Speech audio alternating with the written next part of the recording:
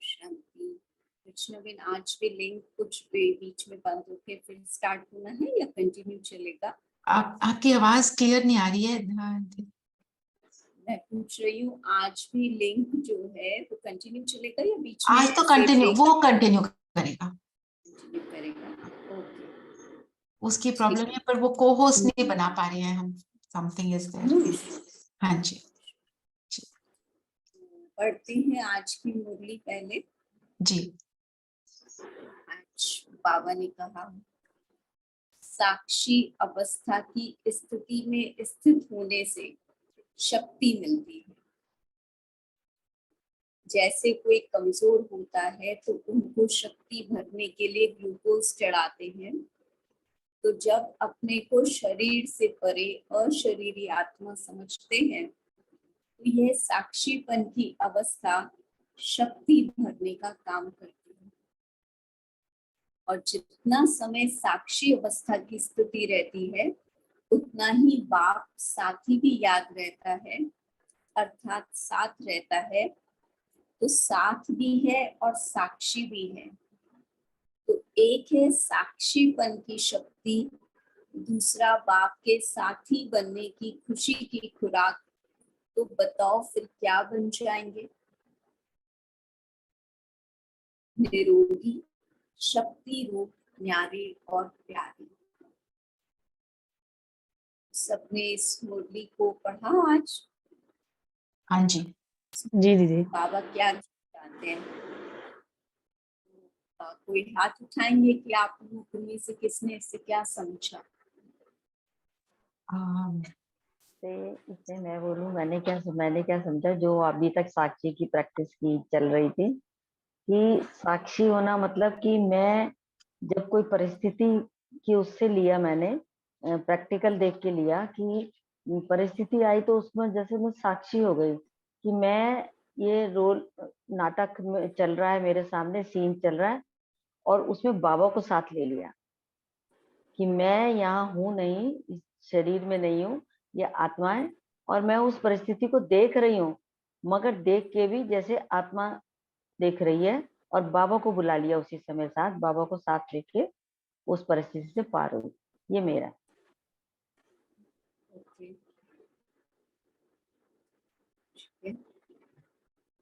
और फिर बाकी भी हैंड रेज कर लें please, so that it's a organised thing. दीदी, साक्षी निष्ठा होके देखना मतलब सोल कॉन्शियस में रह के सिचुएशन में इन्वॉल्व नहीं होना है अपने आप को। एंड बहुत अच्छा। हमने आज की मुरली से क्या समझा? साक्षी की परिभाषा आप 2 दिन से सुन रहे हैं, डिस्कस हो रही है ना, लेकिन आज की मुरली से आपने क्या समझा कि बाबा क्या कहना चाहते हैं? मिनी बहन ने हैंड रेज किया है। हाँ जी मिनी बहन। ओम शांति। जी, मैंने आज की मुरली से ये समझा कि अगर हम जब आत्मिक स्थिति में रहते हैं या शरीरी स्थिति में रहते हैं तो उतनी देर हम बाबा के से ज्यादा कनेक्टेड रहते हैं, रेगुलर कंटिन्यूएशन याद में रहते हैं। तो जब जितनी देर हम कंटिन्यूएशन में याद रहते हैं तो कोई व्यर्थ या कोई बातें नहीं आती, हमें परमात्मा की शक्ति ही फील होती है अपने आप में। तो हम उस समय जो दुनियावी बातें हैं उनसे हटे हुए होते हैं और एक बाप के साथ ही रहते हैं, तो वो जो हमें शक्ति मिलती है उससे हमें और भी किसी भी स्थिति में आने में सपोर्ट मिलता है। यही समझा आज की मुरली में। ठीक है, और चंदा बहन।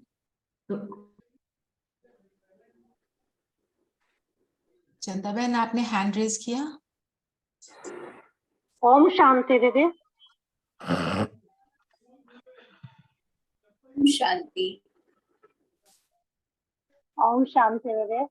बाबा ने आज की मुरली से मेरे को यह समझ में आया कि बाबा को अगर हम साथी बना लेते हैं, हर पल साथ रखते हैं, तो हम फ्री हो जाते हैं। करम करम करावनहार बाप है साथ में, हम साक्षी होकर केवल हम उनका कर्म को सेवाधारी बन के कर रही हूँ।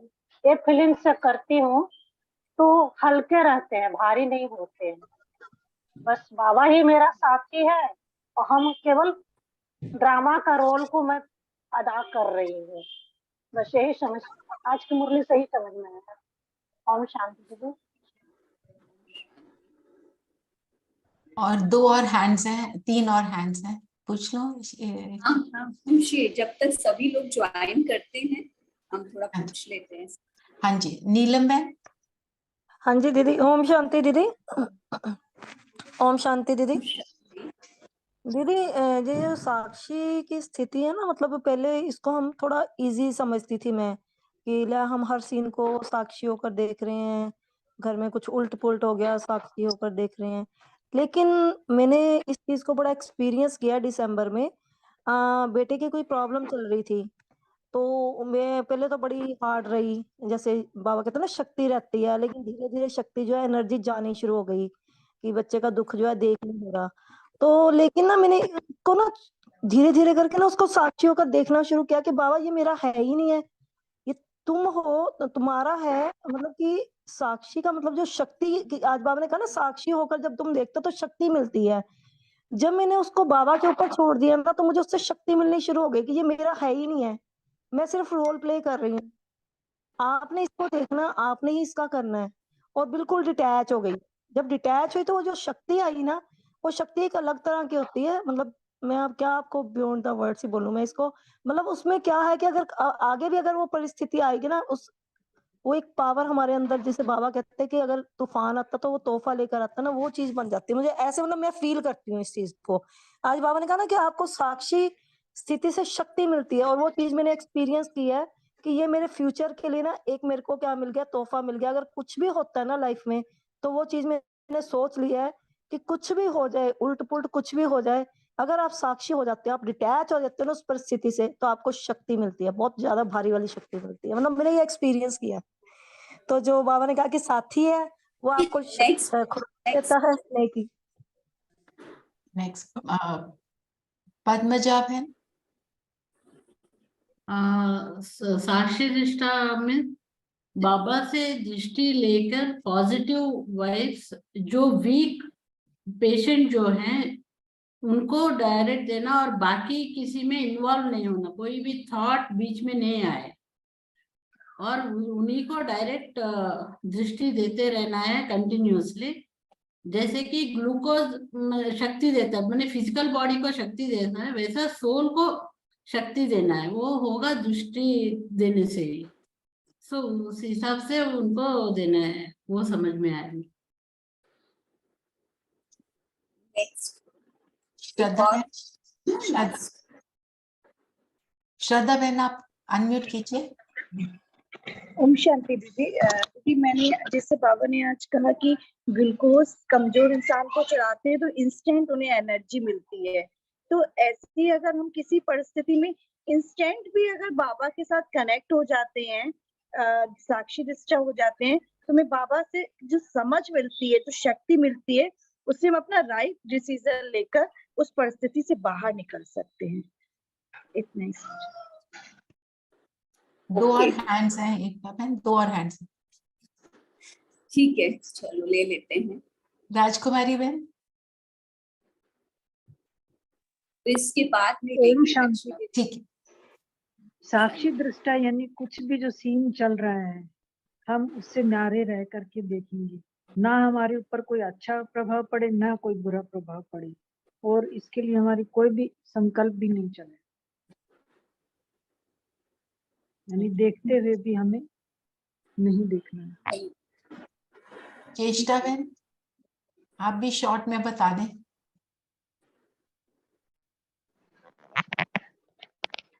शायद उन्होंने सुना नहीं है। ठीक है, हम कंटिन्यू करें। मेरे ख्याल उन्होंने सुना नहीं। ठीक है, आप सब इस साक्षी अवस्था को तो बहुत अच्छे से समझ लिया है कि वो क्या है। साक्षी अवस्था, यदि मैं वन वर्ड में कहूँ, साक्षी दृष्टा की अवस्था बैलेंस की स्टेज है। दीदी आपका वॉइस क्लियर नहीं है दीदी। आवाज में साक्षी थोड़ा साक्षी अवस्था हमारी बैलेंस की स्टेज है। वन वर्ड में यदि कहें तो बैलेंस है साक्षी अवस्था। जब हम साक्षी दृष्टा बनते हैं तो हर बात का एक बैलेंस रहता है। अच्छा, ग्लूकोज शरीर में चढ़ाने की जरूरत कब पड़ती है? जब हम बहुत कमजोर होते हैं किसी पर बीमारी में। कमजोर होते हैं। अच्छा, और सिर्फ कमजोरी में चढ़ाते हैं? जब ब्लड की कमी होती है। ब्लड की कमी होती है तब चढ़ाते हैं? तब नहीं blood नहीं, चढ़ाते ग्लूकोज खाली ऐसा मुझे लगा ग्लूकोज खून चढ़ाते हैं? चढ़ाने, सॉरी सॉरी, ब्लड चढ़ाने की, सॉरी, कमजोरी में। कमजोरी में, बीमारी में। बीमारी में ग्लूकोज कब चढ़ाते?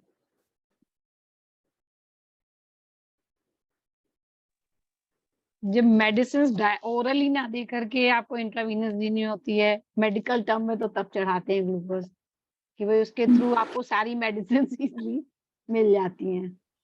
इंस्टेंट पावर, इसको कह सकते हैं इंस्टेंट पावर देना, इंस्टेंट इंस्टेड ऑफ जब सॉलिड फूड कुछ ले नहीं सकते तो टू गिव एनर्जी हम लोग ग्लूकोज चढ़ाते हैं। चलिए ठीक है, बहुत विस्तार में नहीं जाते हैं इसके। तो ग्लूकोज जब चढ़ाते हैं या तो बॉडी में कोई कमी होती है तो उसको पूरा करने के लिए ग्लूकोज चढ़ाया जाता है, जैसे आपने कहा ना इंट्रावीनस के थ्रू तुरंत पावर दे देते हैं।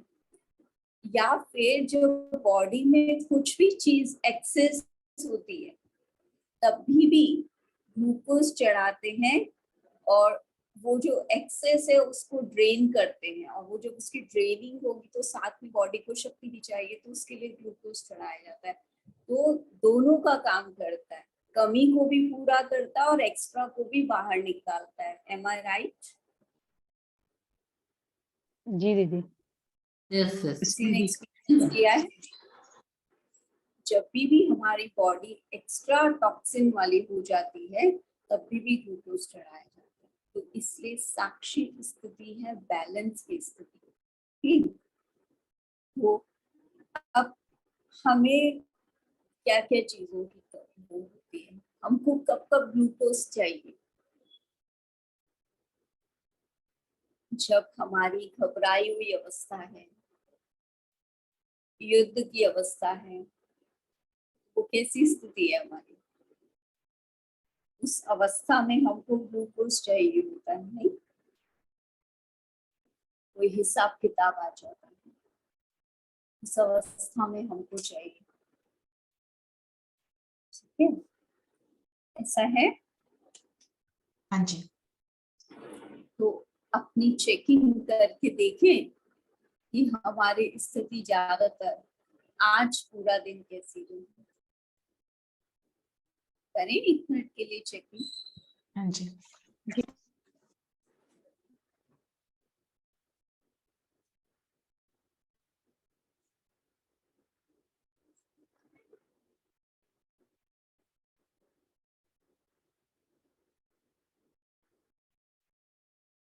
आज पूरे दिन की सीन को ऐसे देखेंगे जैसे आपकी अपनी कोई मूवी की रिकॉर्डिंग हुई, और उसे देखें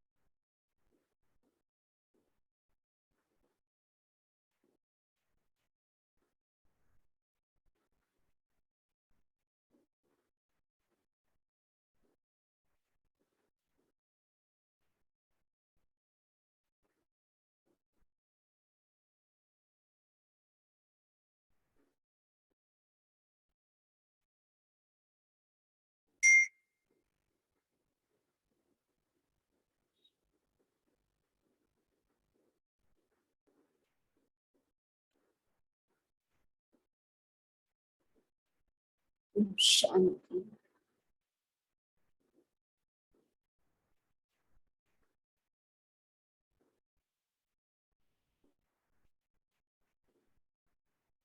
सबने देखा अपने पूरे दिन की रिकॉर्डिंग को पर्दे पर, मूवी चलाई आज के दिन मैंने क्या रिकॉर्डिंग की, हाँ जी,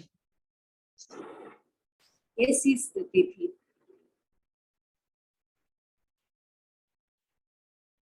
परिस्थिति में उलझते हुए हिसाब किताब हमारे जो सामने आ रहे हैं, या अपने ही संस्कार कुछ सामने आ रहे हैं, या अन्य आत्माएं और परिस्थितियां जो आ रही हैं, उनको मैं कितना बाबा की याद में साक्षी होकर देख पाई, कितना सॉल्यूशन ओरिएंटेड हो सकी, और कहाँ कहाँ मैं उलझी। आत्मा ने इस चीज को देखा।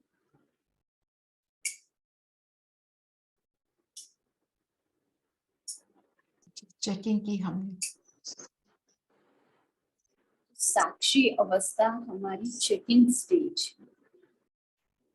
और चेकिंग हम कब कर सकते हैं, उसके लिए 3 बातें हैं। पहला क्लैरिटी, दूसरा केयरफुल, और थर्ड जैसे कि बैलेंस जो बताया। क्लैरिटी किस चीज की चाहिए? क्लैरिटी माना क्लीनलीनेस भी हम इसे कह सकते हैं, कि एकदम क्लीन, स्वच्छता। और किस चीज की क्लैरिटी? सही गलत की, सत्य असत्य की, है ना। आत्मिक स्थिति में हम जब हम कोई भी आकर्षणों से परे होंगे तो हमारी बुद्धि स्वच्छ होगी। तो हम ये अभी कर रहे हैं परखने और निर्णय करने की शक्ति का। जब आत्मा परख सकेगी, कब परख सकेगी? जब वो क्लीन हो, क्लियर हो, ठीक सही क्या गलत क्या। तो निर्णय शक्ति में हमेशा क्या दिखाते हैं? बैलेंस हाथ में दिखाते हैं ना। तो बैलेंस किस किस चीज का अब मुझे करना है? केयरफुल माना ये बातें जो है या तो मुझे ट्रिगर कर रही हैं, या मेरे लिए सही नहीं है, या ये आ सकती हैं, और आने से पहले ही मैं उसको सावधानी में आ जाऊं, और जब वो परिस्थिति आए तो मैं उसको साक्षी को देख सकूं। तो इन सब बातों से क्या बैलेंस हमें किस किस बात में चाहिए?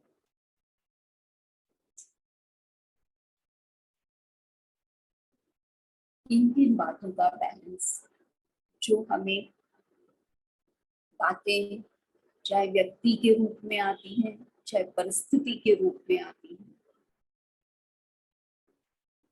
आकर्षण के रूप में आती हैं, किस किस कौन सी ऐसी बातें हैं जिनमें बैलेंस चाहिए?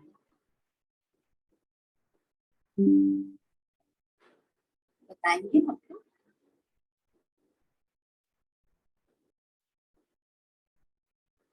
जो बताना चाहे वो हैंड रेस करें।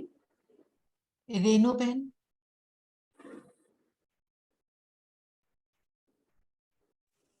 ओम शांति। शांति। वॉइस आ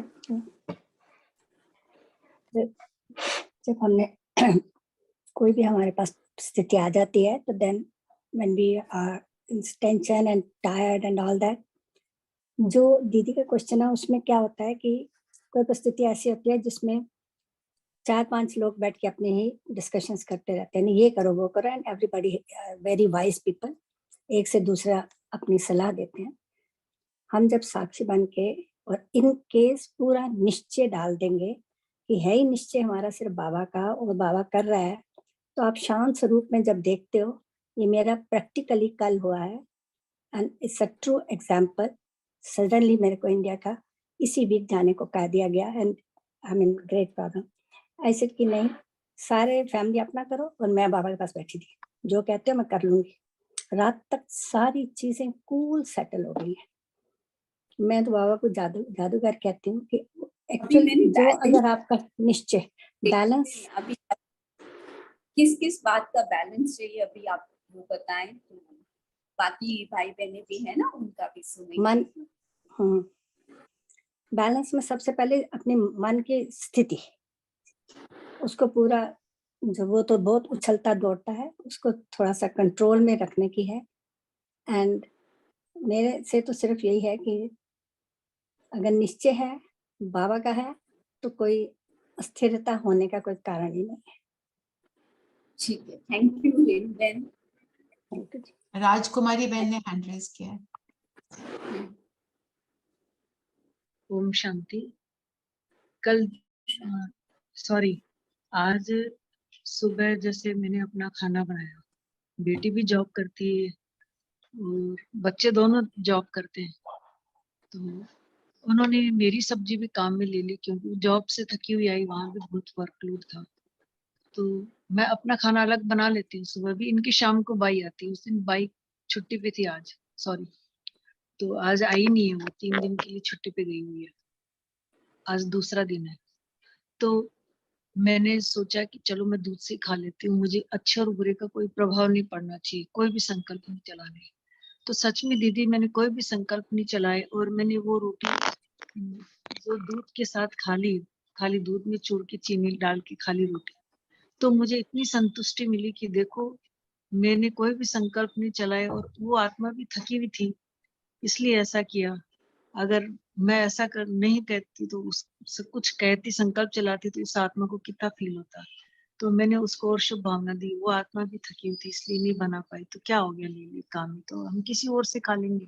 तो ऐसे मैंने बैलेंस बनाया, तो मन को बड़ा सुकून और एक खुशी मिली कि देखो बैलेंस लाइफ में कितना आनंद आता है जब हम व्यर्थ संकल्प नहीं चलाते हैं, तो हमें खुशी मिलती है। परमात्मा हैंड टू हैंड हमें उसका रिस्पॉन्स दे देते हैं। ठीक है, नेक्स्ट पूनम बहन। मैंने अपने पुराने संस्कार पर और अभी के में जो चेंज हुआ, बैलेंस किस किस बात का चाहिए, मेरा क्वेश्चन ये। मैंने बैलेंस यही किया कि सहन शक्ति का मुझे, जो मेरा डामाडोल हो जाती है परिस्थिति में, उस पे मैंने किया पर उसको बैलेंस चाहिए मुझे, जो मैं किसी परिस्थिति में ना फंसूं बस। ठीक है, ओके, थैंक यू। पद्मजा बहन। थॉट्स पर बैलेंस होना चाहिए, what we are thinking and what we are doing, thoughts का बैलेंस एंड थॉट्स का बैलेंस करने के लिए बाबा ने हमें क्या क्या बैलेंसेस बताए हैं, वही मैं सबसे पूछ रही हूँ। वो उसमें आया हुआ है, चैट में आया हुआ है, लौकिक अलौकिक का बैलेंस। हाँ, वो मैंने देखा, उसके अलावा डालिया बहन। हाँ दीदी, योग और सेवा का बैलेंस। योग और याद और सेवा का बैलेंस, हाँ, वेरी गुड। प्राची बहन।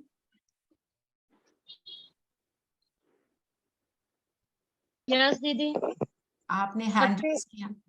सबसे पहले दीदी मन की स्थिति, हमारे बैलेंस सबसे पहले मन का अर्थ है, एक मिनट, आई थिंक किसी ने इस बात को नहीं समझा है कि बैलेंस का अर्थ क्या है। बैलेंस का अर्थ होता है समानता, कि हर परिस्थिति में मेरी स्थिति समान रहे, क्योंकि वो परिभाषा आप सबने बताई थी, तो मैंने उसे वन वर्ड बैलेंस में ले लिया। आप लोग शायद उस बात को भी संबंधों का बैलेंस कह सकते हैं। नहीं, देख पा रहे हैं। संकल्पों का बैलेंस क्या है तो बहुत आसान है, पर करेंगे कैसे, उसके लिए बाबा ने हमें क्या क्या बातों में बैलेंस बताया। नीलम बहन ने 4 बैलेंस लिखे हैं, देखिए आप। जी, क्या क्या लिखा है नीलम बहन ने? कर्म योग, पहला कर्म योग का, बालक मालक का, सेवा कर्म का, मनसा कर्म का। मनसा कर्म का क्या बैलेंस है? आप जो लिख रहे हैं वो उसकी क्लैरिटी है आपको? हाँ जी दीदी है, जो सोचते कुछ है और करते कुछ है उसका बैलेंस नहीं होता दीदी। सोच कुछ होती है, करते कुछ है, उसका बैलेंस बताइए मनसा कर्म का बैलेंस क्या, वो किसी को नहीं समझ में आएगा ना। मैं बताती हूँ दीदी, मैं बताती हूँ। हम सो हाँ, हमारे हमारा थॉट और हमारा कर्म दोनों हाँ समान। जी हाँ बहुत अच्छा। हाँ हाँ। उसका बैलेंस। जी मैं ठीक है। बोलूं दीदी, बोलूं दीदी? नहीं नहीं बस आपका यही था ना, आपने बता दिया। ईश्वर भाई बोल रहे हैं। ईश्वर भाई आप बताइए। ओम शांति दीदी जी। जैसे व्यवहार और परमार्थ का बैलेंस, व्यवहार और परमार्थ का बैलेंस। व्यवहार और परमार्थ बैलेंस कैसे? दीदी एक तो जैसे व्यवहार में है ना, हम अपने लिए करते हैं, अपने लिए करना, और परमार्थ दूसरों के लिए मानता हूं मैं। दूसरों की सेवा, जैसे दूसरों प्रैक्टिकल में अपने लिए भी करना, साथ साथ अपनी सेवा, जैसे कहते हैं अपनी सेवा और दूसरों की सेवा, तो सब सेवा भी और दूसरों की सेवा भी। तो दीदी एक मैं सोच रहा हूँ लव और ला। आप इसे, हाँ, लव एंड लॉ का बैलेंस, बहुत अच्छा। हाँ जी। रेनू बहन ने भी हैंड रेज किया। ज्ञान योग का बता दिया है ना। रेनू बहन बताएं। अनम्यूट कीजिए बहन। मैं आपको अपना छोटा सा एक्सपीरियंस बता सकती हूँ। नहीं, मुझे आप सब बैलेंस बताएंगे अभी जो प्रश्न। हाँ, बैलेंस के लिए एक्सपीरियंस बता रही हूँ। नहीं, एक्सपीरियंस अभी हम नहीं लेंगे, एक्सपीरियंस हम लास्ट में ले लेंगे। एक बार हम आज की मतलब मेरा मतलब ये है कि हम योग में, बाबा के योग में इतने गुम हो जाते हैं कि हम लोग घर वालों की बाकी जरूरतों का कई बार पूरी तरह से ध्यान नहीं रख पाते हैं। तो मेरे को लगता है कि उस चीज में बैलेंस की हम गृहस्थियों को बहुत जरूरत है। इसके लिए योग और कर्म का बैलेंस हमें चाहिए। योग और कर्म का बैलेंस, दूसरों को ध्यान रखने का। चंदा हाँ जी, बाबा ने हमें कर्म योगी बताया ना। बाबा ने ये तो कभी नहीं बोला कि आप खाली एक ही स्थान पर बैठ जाओ। एक स्थान पर बैठकर भी हमें योग करना है, लेकिन जो हमें 8 घंटे कर्म व्यवहार चाहे बाहर करना है चाहे परिवार के अंदर करना है, तो उसमें हमें पहले योग युक्त होकर फिर कर्म में आना, उसे कहते हैं योग और कर्म। हाँ, पर दीदी साक्षी अवस्था में कर्म कर सकती है। पर उसमें कई बार दूसरे लोग इग्नोर्ड फील होते हैं, उसको ध्यान रखना। हाँ, तो जब आप योग युक्त होकर कर्म में आएंगे तो कोई भी इग्नोर फील नहीं होगा, क्योंकि योग युक्त होकर कर्म में आना यही यथार्थ कर्म योग है, और उसमें आत्मा जो कुछ भी करती है वो यथार्थ होता है। यही साक्षी अवस्था में कि वो साक्षी होकर सबके साथ व्यवहार में आएगी, लेकिन आएगी जरूर। कोई एक तरफ नहीं होगा, उसका बैलेंस रहेगा हर बार। जिसकी जो जरूरत है वो भी उसकी पूरी होगी, वही बैलेंस करना है, वही बैलेंस। हाँ जी। तो इंटेलेक्ट क्लीन एंड क्लियर होना चाहिए। वो तो बात हो गई ना बहन की, पहले क्लैरिटी चाहिए, हर चीज की क्लीनलीनेस चाहिए, फिर आपको केयरफुल होना है। अब केयरफुल होंगे तब आप बैलेंस रख पाएंगे। चंदा बहन ने भी हैंड रेज किया, बता दी चंदा। ओम शांति दीदी। हाँ जी, ओम शांति। निश्चय और नशा दोनों का बैलेंस होना चाहिए। निश्चय और नशे का बैलेंस, बहुत अच्छा। देखिए, आप सबने बहुत अच्छी अच्छी बातें बताई हैं। इसमें एक दो बातें ऐड कर देती हूँ, क्योंकि जो आपने बताई उसे रिपीट नहीं करूंगी। निंदा और स्तुति में बैलेंस, निंदा हो रही है या स्तुति, मेरी स्तुति समान रहे। गंभीरता और रमणीयता का बैलेंस, दर्दनाक सीन चल रहा हो या हंसी वाला सीन चल रहा हो, मेरे को दोनों का ही प्रभाव नहीं आना चाहिए। न्यारा और प्यारेपन का बैलेंस, हार और जीत का बैलेंस। जब कभी कभी ऐसा होता है कि हम अपने आप को प्रूव नहीं कर पा रहे कि हम राइट हैं, बाबा क्या कहते हैं, उस समय आप साइलेंस हो जाओ, आपकी निंदा आवाज स्तुति मान अपमान में आ ही जाती है। एकता बहन आपकी निंदा आवाज स्तुति मान अपमान में आ जाती है। निंदा स्तुति मान और अपमान में आ ही जाती है। जो अभी चैट पर एक आंसर आया, मैं उसको एड्रेस कर रही थी। तो साक्षी और साथी का भी बैलेंस है। साक्षी और साथी का बैलेंस क्या होता है कि जहां मुझे साक्षी बनना है, मतलब जहां मुझे देखना है कोई सीन, मैं वहां पर इन्वॉल्व ना हो जाऊं। यदि मैं वहां इन्वॉल्व हो गई तो बाबा साक्षी हो जाता है।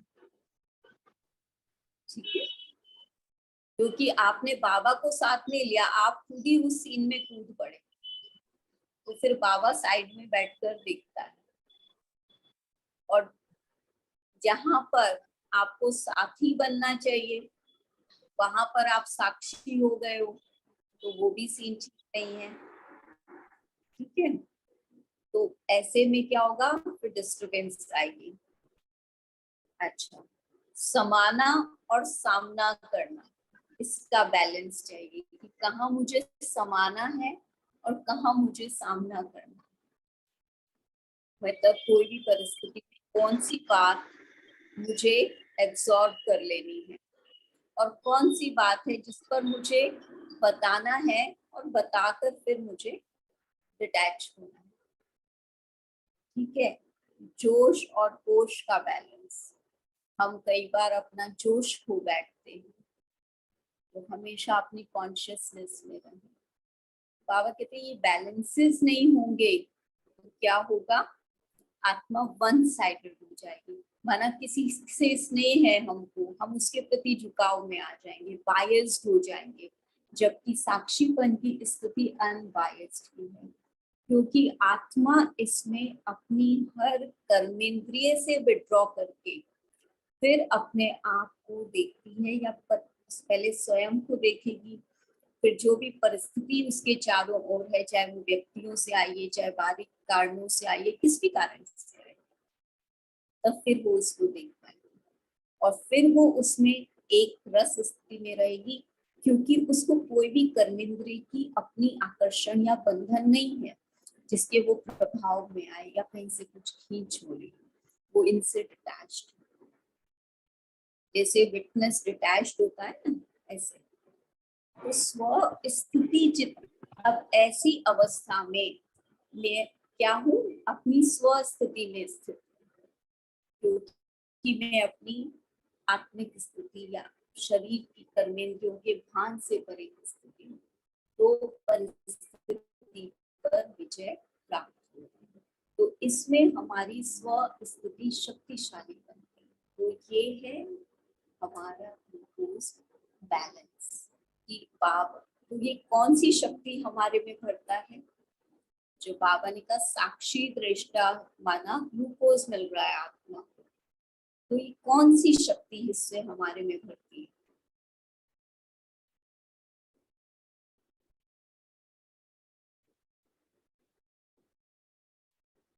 कौन सी शक्ति भरती है?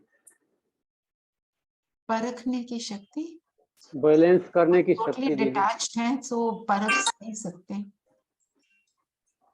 बैलेंस करने की शक्ति भरती है। बैलेंस करने की बताएं। निर्णय करने की शक्ति भी मिलती है। सहन सहन शक्ति भी करने दीदी, सहन शक्ति भी आती है बहुत ज्यादा। जी जी। और कौन सी शक्ति भरती है? इन सब का आधार क्या है, ज्ञान। गलत को समझने की शक्ति भी मिलती है। सबसे पहले ज्ञान की शक्ति आती है। ज्ञान की शक्ति आते ही आत्मा को क्या मिलता है, ताकत मिल जाती है, और तब फिर वो हर परिस्थिति को सहन भी कर पाएगी, समा भी पाएगी। कहीं सामना करना है तो वो भी कर सकेगी, कहीं संहार करना है तो संहार कर सकेगी। संकल्पों को समेटने की भी शक्ति आ जाती है उस समय ही वो सब कुछ, क्योंकि सबसे पहली शक्ति इस अवस्था में आई ज्ञान।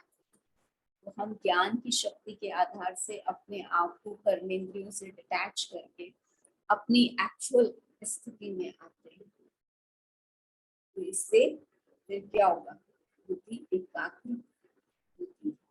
और जब बुद्धि एकाग्र होगी तब वो बुद्धि क्या होगी, बाबा को समर्पित हो पाएगी। तो जैसे हमें पेपर कहाँ से आया, तन से भी आया, मन से भी आया। अब मान लीजिए किसी को कर्म भोग है, जैसे बताया, बहुत सुंदर एग्जाम्पल दिया कि बच्चे को कर्म भोग आया, तो अपनी किसी भी स्नेही आत्मा को कर्म भोग भोगते हुए देखना, वो भी एक दुख की परिस्थिति है, लेकिन इस शक्ति का उपयोग करने से ताकत मिली, सहन शक्ति आई कि वो बाबा का है। ऐसे ही स्व के कर्म भोग में भी क्या होता है, स्व के कर्म भोग में भी तो हमें तकलीफ होती है। ब्रह्मा बाबा का उदाहरण हम सबने सुना है ना कि अंतिम समय क्या परिस्थिति थी, एक तरफ कर्म भोग खींच रहा था और एक तरफ योग बल था। तो एक तरफ भोग बल था और एक तरफ योग बल था।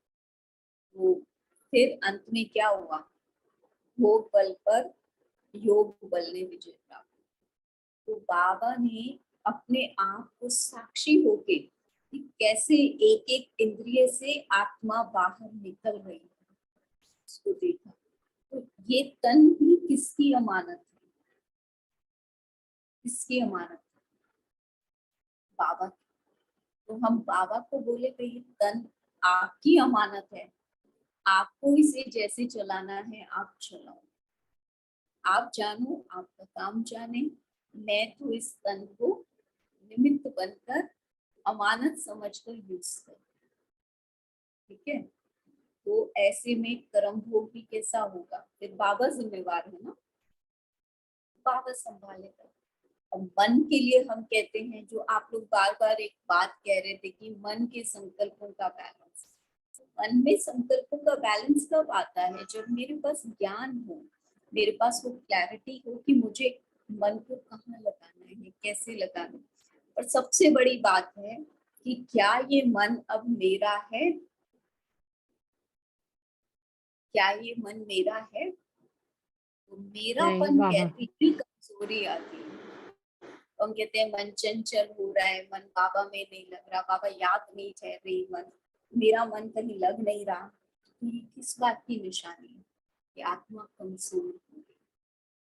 जब मन भी मेरा नहीं है, तेरा है, तो फिर वो कैसे नहीं लग सकता, बाबा पूछते हैं। ये बहुत गहरी पॉइंट है जिसको हमें चेक करना है कि क्यों मेरा मन इधर उधर जाए। तो जब हम साक्षी अवस्था में आएंगे, क्योंकि हम मैक्सिमम टाइम शरीर में ही रहते हैं, हम बाबा को भी याद करते हैं ना, तो हम कभी आत्मिक स्थिति में आकर नहीं करते। याद आत्मा इस शरीर के द्वारा ही करती है, लेकिन उसकी स्थिति कौन सी होती है, आत्मिक स्थिति। तो हम जब उसके जैसा बनते ही नहीं है, तो उससे कनेक्ट नहीं होते, तो मन क्या करेगा, मन तो इधर उधर प्रभाव में जाएगा।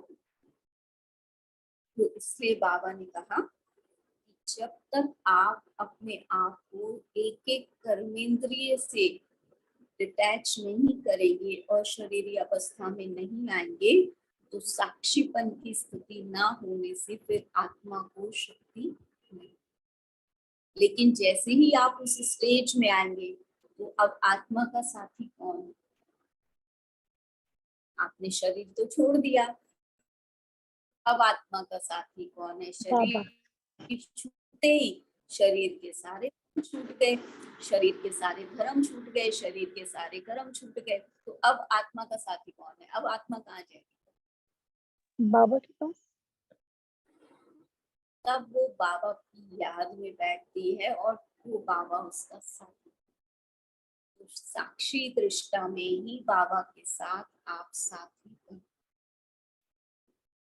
जब तक आप शरीर में हैं, तो बाबा कहते हैं आपने यदि आत्माओं को साथी बना लिया, तो बाबा तो वहां नहीं है। तो ये चेक करना है कि पहले मुझे कोई देहधारी याद आते हैं किसी भी परिस्थिति में, या पहले बाबा याद आता है। मैं बाबा से पूछती हूँ,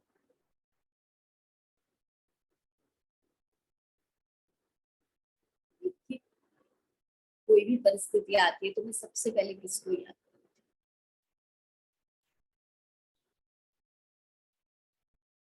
साक्षी अवस्था एक दिन की अवस्था नहीं है, ये निरंतर चेकिंग की अवस्था है जो मुझे करते रहनी है। बाबा ने कहा क्योंकि इस संगम पर हम सबका पार्ट कैसा है, कैसा पार्ट है। आप सब कहते हैं ना हमारा रोल स्पेशल है, कोई कहता है कि मैं आत्मा यूनिक नहीं हूँ, मेरा विशेष रोल नहीं है, कोई कहता है ऐसा?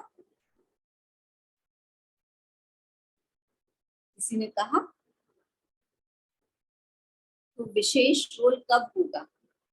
जब हम बाबा के साथ हर पार्ट को प्ले करते हैं।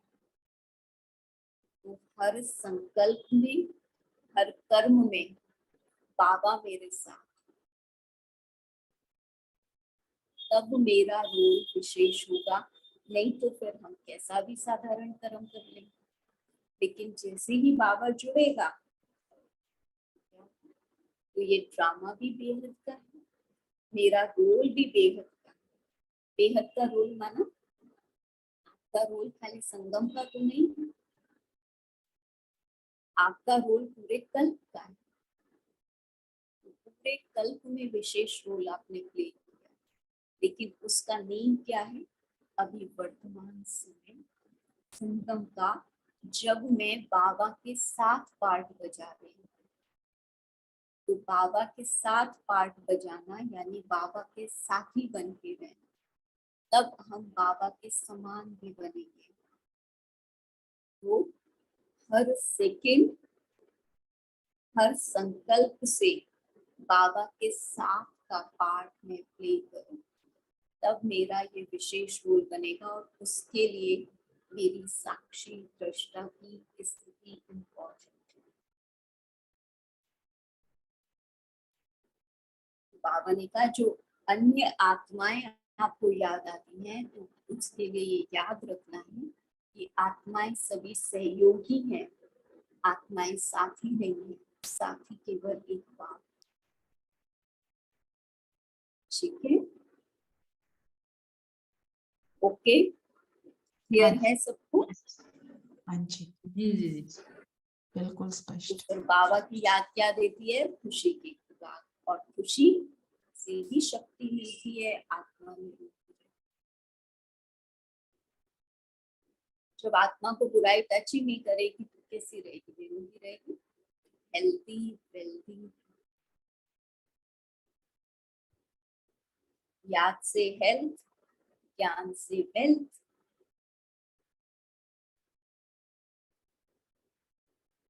बाबा के साथ ही खुशी की खुराक।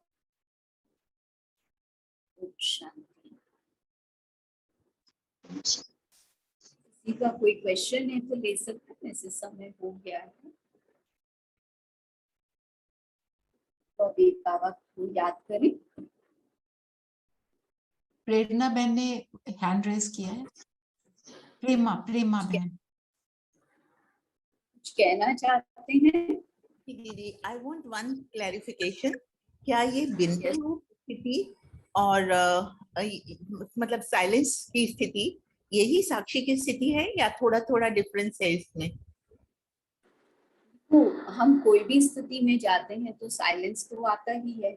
जब हम साक्षी की स्थिति की बात कर रहे हैं कि किसी भी बात का प्रभाव नहीं है, तो कंप्लीट साइलेंस है। आत्मा स्थिर है एकदम, तो साइलेंस की अवस्था तो है ही। लेकिन बिंदु रूप में आत्मा परम धाम में अपने आप को मतलब परम धाम वाली स्थिति, परम धाम में जाती नहीं है लेकिन परम धाम वाली स्थिति। तो साक्षी अवस्था में भी हम जब सब चीजों से विड्रॉ हो जाते हैं, आत्मा अपने सर्व गुणों और शक्ति स्वरूप के आसन पर ही तो स्थित है ना, साइलेंस में है, क्योंकि वो सिर्फ अपनी इन गुणों और शक्तियों को फील कर रही है और बाबा के साथ वो फील कर रही है। तो कहीं कोई बात नहीं है, वो रस ले रही है सिर्फ बाबा के साथ का, उसके संबंध का, अतिरिक्त सुख का। दीदी, ये कह सकते हैं कि ये मस्तक मणि की स्थिति अकाल तख्त नशीन की स्थिति में भी साक्षी स्थिति फील की जा सकती है? बिल्कुल, आप कर्मेंद्रियों से विड्रॉ होके अपने अकाल तख्त पर ही तो बैठते हैं। वहीं से बैठकर तो आत्मा देखती है सब कुछ कि उसने क्या क्या किया, क्या नहीं किया। जी जी। उसकी सारी सीन तो आत्मा ने जो रिकॉर्डिंग की वो वहीं पे प्ले होती है ना, तो उस स्थिति पर बैठकर ही आत्मा सब कुछ करती है। जब तक वो मस्तक मणि नहीं बनेगी, उस आसन पर नहीं बैठेगी, तब तक वो कुछ करेगी नहीं। पर आसन से उतरते तो वो देह के भान में। ठीक है। साक्षी दृष्टा माना क्या, पहले आप अपनी इंद्रियों से डिटैच हो और डिटैच होकर सीन देखो। जैसे मंदिर में जड़ मूर्तियां हैं, क्या कर रही, वो तो अपनी स्थिति में, अपनी अचल अडोल स्थिति में है ना, तो वो भी तो अभी के समय का गायन है कि अभी इस समय मान लीजिए आप इस क्लास को अटेंड कर रहे हैं और आपके चारों ओर कोई भी हलचल हो रही है, परंतु आप फोकस हैं, तो क्या करेंगे? ये आपकी कौन सी स्थिति है कि आसपास जो भी हो रहा है आप उससे डिटैच्ड हैं, साक्षी हैं। यहाँ कुछ हुआ लेकिन उसका प्रभाव नहीं आया। जैसे मम्मा के लिए कहते हैं ना कि जब मुरली चलती थी बाबा की, तो बाकी जितनी भी आत्माएं थी, यदि कोई हलचल हुई क्लास में तो सब ऐसे पीछे मुड़कर देखते थे, लेकिन मम्मा ने कभी इधर उधर देखा नहीं कि क्या हो रहा है क्या नहीं हो रहा। सिर्फ बाबा जो कह रहा है मम्मा का फोकस है। और आप देखिए अव्यक्त बाप दादा को जब हम देखते हैं, जब बाबा आते हैं हॉल में 20,000 भाई बहने बैठे होते हैं, हर एक की अलग अलग अवस्था है, हर एक अपने संस्कारों अनुसार उस हॉल में भी बैठे हुए हैं। कोई उठ के जा रहे हैं, कहीं कुछ है, कहीं आवाज भी होती है, कुछ भी होता है। बाबा की स्थिति कैसी होती है? बाबा सिर्फ अपनी मुरली सुनाते हैं, सबको वही दृष्टि दे रहे होते हैं, सबके प्रति वही स्नेह भाव होता है। कभी बाबा रुके नहीं, कभी बाबा ने कुछ रोका नहीं, कुछ नहीं। बाबा सिर्फ आकर अपना कार्य करते हैं। वो क्या है, साक्षी होकर बाबा हर आत्मा का पाठ देखते हैं। लेकिन यहाँ साक्षी माना मुझे स्वयं के पाठ को भी साक्षी होकर देखना है और ये चेकिंग करनी है कि मुझे कहाँ कहाँ इम्प्रूवमेंट्स लाने। ठीक है, ओके, थैंक यू दीदी।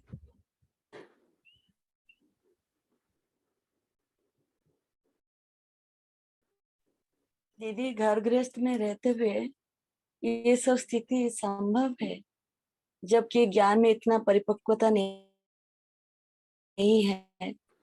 2 साल हुए हैं,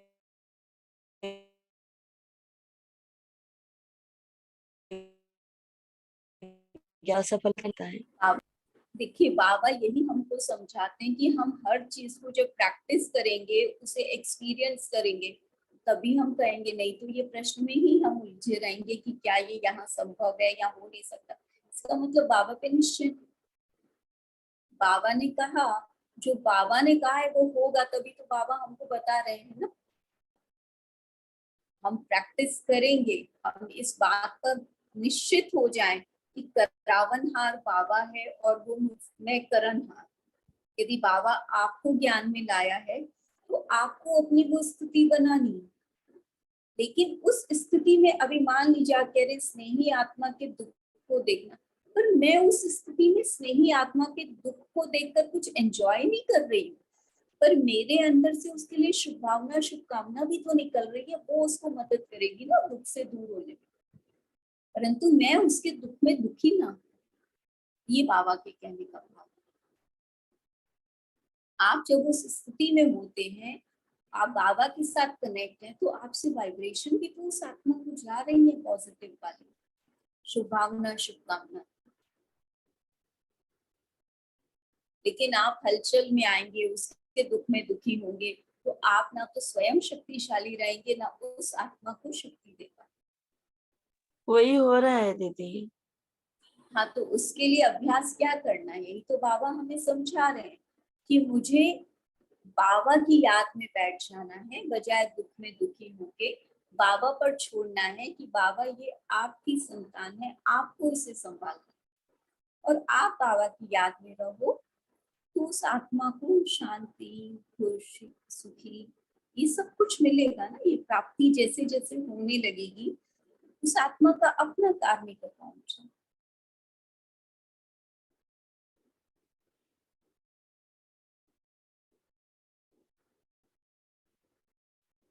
ये हो रहा है तो अभी हमें इससे ऊपर उठना है, क्योंकि ज्ञान आपको मिला है।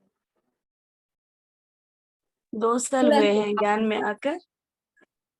हाँ, कोई बात नहीं, 2 साल निश्चय तो है बाबा पर, पूरा निश्चय है, पर निश्चय देखते है। हैं तो जो जैसे। बाबा ने कहा है वो होके ही रहेगा ना, वो तो मुझे फिर फॉलो करना है, मुझे सिर्फ करते जाना है, अपने आप चीजें ठीक हो जाएंगी। तो मुझे क्या करना है दीदी? आपको सबसे पहले उस आत्मा को बाबा को सौंपना है कि ये आत्मा बाबा आपकी है, आपको इसे संभालना।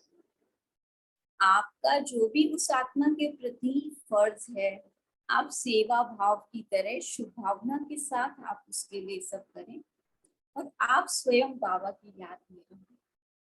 देखिए, यदि एक घर में 5 लोग भी हैं, हर व्यक्ति साथ होते हुए भी अपनी अपनी एक इंडिविजुअल लाइफ को लीड करता है।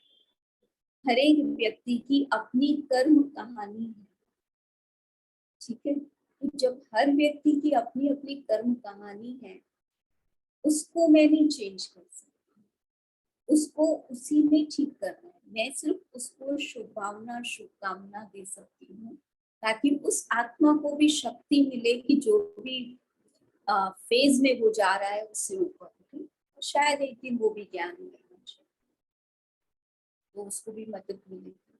आप उसको ज्ञान की बूंद कर सकते हैं, उसे ज्ञान सुना सकते हैं।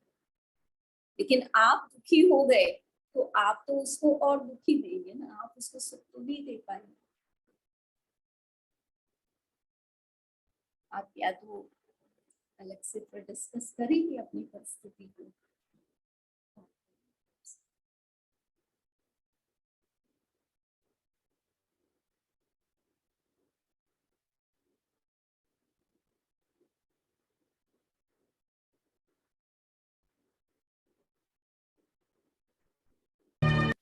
ठीक है बहन।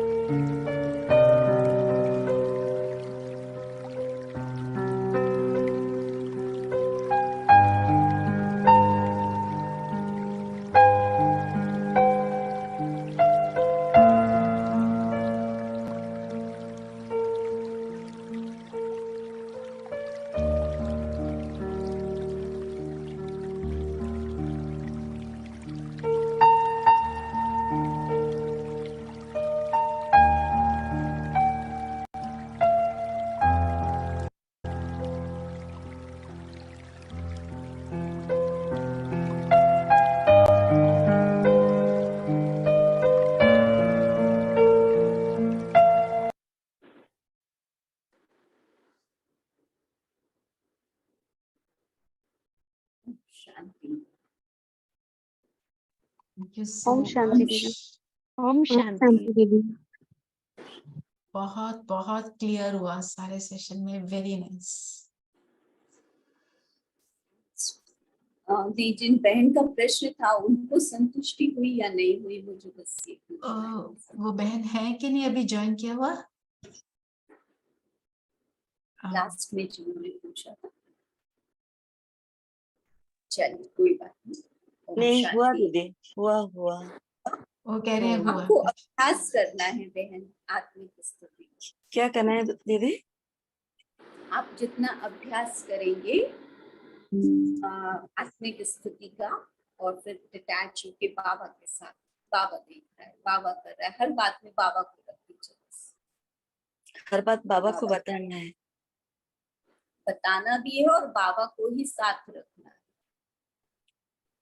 ठीक है दीदी, शुक्रिया। शुक्रिया बाबा। ओम शांति।